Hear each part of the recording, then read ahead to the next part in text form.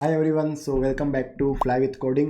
Myself Rohit Bindal and इस video में अपन बात करेंगे cadence algorithm की, which is another problem from Strivers SD sheet. So before moving to the problem, I would like to tell you about a competitive coding contest called CodeRush X, which is organized by Newton School. Where in this particular contest there are prizes up to 10 lakhs rupees, and also top 2000 coders will be getting Amazon gift vouchers. And even if your rank is about 2000, then some random 1000 people who will be solving at least one problem will also be getting Amazon gift vouchers.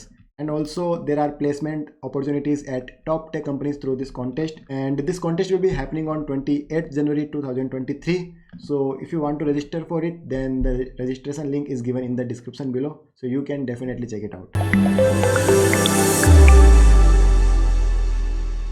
So now let's move to the problem. तो यार ये basically algorithm है, okay, Cadence algorithm, ठीक है। अब इसमें करना क्या है तो यार, इसमें तुम्हें एक एरे ऑफ n नंबर्स दिया हुआ है। तो एक एरे जिसमें n एलिमेंट्स होंगे, लेट्स से 1 है, -1 है, 2 है, 3 है, तो एक 4 नंबर का मैंने एरे ले लिया। तुम्हें क्या करना है, इस एरे में एक ऐसा सब एरे निकालना है जिसका सम मैक्सिमम हो सारे सब एरेस में, अगर तुम कंपेयर करोगे तो यार अगर इसके मैं एरे सब एरेस की बात करूँ तो इसका सब एरे क्या हो सकता है, 1, देन 1 -1, देन 1 2, 1 -1 2, देन 1 -1 2 3। ये सब एरे क्या होता है बेसिकली कि तुम कंटिन्यूस सीक्वेंस ऑफ कुछ नंबर्स ले रहे हो। तो मैंने लेट से एक नंबर कंटिन्यूस ले लिया तो एक सब एरे है, मैंने 2 ले लिए, 3 ले लिए, 4 ले लिए। अब यार मैं -1 से स्टार्ट कर सकता हूँ, तो मैं ये भी एक सब एरे होगा, ये भी एक सब एरे होगा, -1, 2, 3 ये भी एक सब एरे होगा, या फिर 2 एक सब एरे होगा, 2, 3 एक सब एरे होगा, और एक 3, राइट। तो यार ये सारे सब एरेस पॉसिबल है। तुम्हें क्या करना है, इन सारे सब एरे के सम निकालने हैं, और इनमें से जिसका सम मैक्सिमम है वो मैक्सिमम सम तुम्हें रिटर्न करना है। तो this is the problem, I hope you understood the problem. यार अब इसकी अगर सॉल्यूशन की बात करें तो जो सबसे पहली अप्रोच है वो क्या हो सकती है कि मैं क्या करूँगा, एक लूप चलाऊंगा 0 to n-1। तो बेसिकली मैं सारे सब एरेस के सम निकालूंगा और मैं सारे सम्स में से जो भी मैक्सिमम होगा वो निकाल लूंगा। तो 0 to n-1, और अब मैं क्या करूँगा, एक लूप चला सकता हूँ j = i to n-1, right. तो बेसिकली मैं i to j सब एरे कंसिडर कर रहा हूँ, और फिर मैं क्या कर सकता हूँ, इस सब एरे का सम निकाल सकता हूँ। तो मैं एक लूप चला सकता हूँ k = i to k = j, और यहाँ पे मैं इस पर्टिकुलर i to j का सब एरे का सम निकाल सकता हूँ, और मैं एक मैक्सिमम जो है वेरिएबल रख सकता हूँ, राइट। और यहाँ पे मैं क्या कर सकता हूँ, इस मैक्सिमम को अपडेट कर सकता हूँ। कैसे, तो ये हो जाएगा मैक्स ऑफ मैक्सम एंड ये सम, राइट। तो यहाँ पे मैंने क्या किया, मैं सारे सब एरे से जा रहा हूँ, हर एक सब एरे का सम निकाल रहा हूँ, ठीक है, और हर एक सब एरे का सम निकाल के अपने मैक्सिमम वाले सम को अपडेट कर दे रहा हूँ जो भी मैक्सिमम होगा। तो फाइनली मुझे जितने भी सब एरेज हैं उनमें से जो भी मैक्सिमम सम होगा वो मिल जाएगा। पर इसकी टाइम कॉम्प्लेक्सिटी क्या है, तुम यार यहाँ पे 3 लूप्स यूज कर रहे हो, राइट, और तीनों की worst case order of n तक जा सकते हैं, तो ये हो जाएगा order of n cube, right. अब इसका यार पहला जो ऑप्टिमाइजेशन हो सकता है वो क्या हो सकता है कि यार तुम्हें ये सम निकालने की जरूरत नहीं है। क्यों?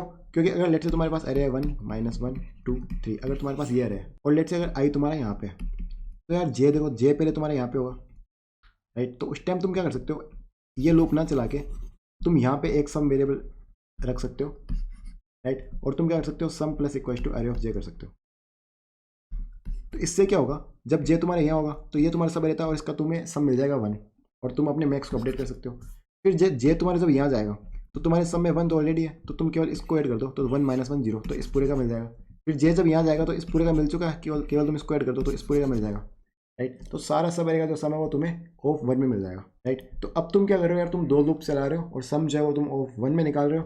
तो अब यहाँ पे तुम्हारी जो टाइम कॉम्प्लेक्सिटी है वो ऑर्डर ऑफ n स्क्वायर हो जाएगी, राइट। तो यार ये तो थी नॉर्मल अप्रोचेस। अब इंटरव्यूअर तुम्हें बोलेगा कि क्या तुम इसको लीनियर टाइम में कर सकते हो, क्या तुम इसको ऑर्डर ऑफ n में कर सकते हो, राइट। तो यार ये वो, तो यार यहाँ पे अपन यूज करेंगे कैडेंस एल्गोरिथम, जिसका कंसेप्ट बहुत ईजी है, ओके। तो यहाँ पे ये क्या बोलती है, तो मैं क्या करूँगा, मैं एक ऑब्वियसली मुझे आंसर चाहिए, तो मैं क्या करूँगा, मैक्स सम इनिशियली रख लूँगा, राइट, जो कि इनिशियली कुछ लेट से मैं मिनिमम रख लेता हूँ, राइट। मैंने लेट से -∞ रख लिया। अब मैं क्या करूँगा, मैं एक करंट सम वेरिएबल रखूँगा, ठीक है, क्योंकि यार देखो मुझे ऑर्डर ऑफ n में करना है, तो मैं एरे को क्या कर सकता हूँ, एक बार आइटरेट कर सकता हूँ, राइट। मैं नेस्टेड लूप्स नहीं लगा सकता। तो अगर एरे मेरा कुछ ऐसा है 1 -2, ठीक है, लेट से 3 4 -7, ऐसा कुछ एरे है। अब मैं क्या करूँगा, यहाँ से चालू करूँगा और मैं क्या करूँगा, अपने करंट सम को अपडेट कर दूंगा इस वैल्यू से। मैं क्या करूँगा, current sum plus equal to 1 plus equal to array of i in this case, right, array of i. तो हर बार मैं जब जा रहा हूँ तो मैं ये जो वैल्यू आ रही है इसको करंट सम में इंक्लूड कर रहा हूँ। तो अब यार मेरे पास कुछ करंट सम आ गया। अब मैं क्या करूँगा, यहाँ पे अपने मैक्स सम को क्या कर दूँगा, अपडेट कर दूँगा। तो मैं कहूँगा यार ठीक है, मैक्स ऑफ मैक्स सम, चलिए इसको मैं थोड़ा सा कर देता हूँ इधर, राइट। तो ये हो जाएगा मैक्स सम एंड ये तुम्हारा करंट सम, ठीक है। इसको मैंने अपडेट कर दिया। अब यार यहाँ पे तो क्या होगा, अब इसका जो मेन फंडा वो यहाँ पे है। तो यार ये करंट सम अगर इसकी वैल्यू नेगेटिव होती है किसी भी पॉइंट पे, फॉर एग्जांपल अभी ये 1 है तो कोई दिक्कत नहीं है, मैं आगे जाऊँगा। अब मैं क्या करूँगा 1 - 2 तो ये हो जाएगा -1। तो ठीक है, इसको तो अपडेट कर सकते हैं, इसको अपडेट करने में कोई प्रॉब्लम नहीं है क्योंकि वो इनिशियल 1 था, तो 1 और -1 में मैक्सिमम 1 होगा तो 1 ही रहेगा। पर यहाँ पे क्या होगा कि करंट सम जो है वो नेगेटिव हो गया। तो यार अब तुम देखो, अगर करंट सम नेगेटिव हो गया तो क्या इस सम को आगे ले जाने में कोई मतलब है? नहीं है। क्यों? क्योंकि अगर उस -1 को मैं आगे ले जाऊँगा तो 3 और -1 जो 2 हो जाएगा। तो ये अगर ये नेगेटिव है तो ये क्या करेगा, आगे वाली वैल्यूज को कम ही करेगा, तो ये मेरे सम को कभी भी बढ़ाएगा नहीं, राइट। तो मैं यहाँ पे क्या बोल रहा हूँ, यहाँ पे मैं क्या करूँगा कि if this current some at any point if it is less than 0, तो मैं करंट सम को क्या कर दूंगा, 0 कर दूंगा, यानी मैं इसको आगे नहीं ले जाऊँगा। तो इसको 0 करने का क्या मतलब है, इसको करने का मतलब ये है कि यार यहाँ से जो मैं सब अरे कंसिडर करना चाह रहा था, तो मैंने पहले 1 कंसिडर किया, फिर जब मैंने इसको इंक्लूड किया ना तो मैं एक्चुअली इस सब अरे को कंसिडर कर रहा था।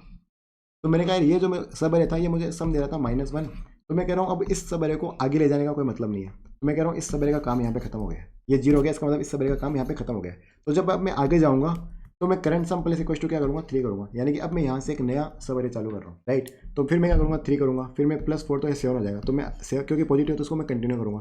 फिर मैं आगे जाऊँगा, मैं देखूँगा ये 0 है, तो 0 भी है तो कोई दिक्कत नहीं है क्योंकि आगे वो कम तो करेगा नहीं, तो मैं इसको कंटिन्यू करूँगा, राइट। तो जब मैं यहाँ तक कंटिन्यू करूँगा तो यहाँ पे मुझे इसका सम 0 होगा, बट मुझे एक सम बीच में 3 और 4 वाला जब मैं सब अरे कंसिडर करूँगा तो मुझे एक सम 7 मिल चुका होगा और मेरा मैक्स सम जो उस टाइम अपडेट हो चुका होगा 7 से।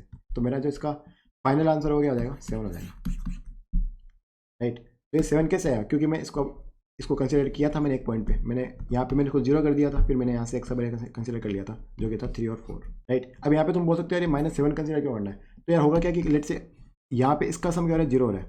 तो अगर मान लो अगर मैं आगे जा भी रहा हूँ और अगर मैं इसको कंसिडर कर रहा हूँ तो यार ये आगे किसी भी कुछ फर्क नहीं पड़ेगा, राइट, क्योंकि ये 0 है तो ये आगे वाली वैल्यू को घटाएगा तो नहीं एटलीस्ट। तो इसको मैं कंसिडर करूँ ना करूँ एक ही बात है, राइट। तो यार ये इसका बेसिकली बेसिक फंडा है। और यार काफ़ी लोग ये बोलते हैं कि कैडेंस एल्गोरिथम जो है वो नेगेटिव नंबर्स के लिए काम नहीं करेगी। तो लोग क्या करते हैं कि फॉर एग्जांपल अगर एरे में सारे एलिमेंट्स नेगेटिव है तो उसको अलग से हैंडल करते हैं। तो वो क्या करते हैं, लेट से -1 -2 -3 है, तो वो क्या करते हैं कि लेट से अगर सारे एलिमेंट्स नेगेटिव है तो तुम इस एरे का जो मैक्सिमम एलिमेंट होगा वो आंसर होगा। तो यार ये तो सही है कि मैक्सिमम एलिमेंट आंसर होगा, क्योंकि अगर तुम इसके साथ किसी और को लोगे तो वो नेगेटिव नंबर और नीचे जाएगा, राइट। तो अगर सारे नेगेटिव है तो आंसर मैक्सिमम एलिमेंट होगा। बट यार ऐसा नहीं है, अगर तुम इस तरह से कोड लिखोगे, राइट, तो इसमें देखो क्या होगा, अगर सारे एलिमेंट्स नेगेटिव भी है, राइट, तो क्या होगा सबसे, तो एक एग्जांपल लेते हैं। फॉर एग्जांपल लेट्स से यहाँ पे -1 and -2, right, let's say 2 elements हैं और लेट्स से -3 भी है। तो अब इसमें क्या होगा कि जब मैं यार आइटरेट करूँगा ना तो पहले होगा current sum plus equal to this -1। तो यार यहाँ पे क्या होगा, करंट सम हो जाएगा -1, राइट। अब ये क्योंकि -1 हो गया, अब मैं क्या कर रहा हूँ इसके जस्ट बाद अपना मैक्सिमम सम इसको अपडेट कर रहा हूँ, तो मेरा मैक्स सम क्या हो जाएगा -1। अब क्योंकि ये लेस देन 0 था इसको मैं 0 कर दूंगा। अब मैं जब -2 पे जाऊँगा तो करंट सम हो जाएगा -2, राइट। तब करंट सम क्या हो जाएगा -2।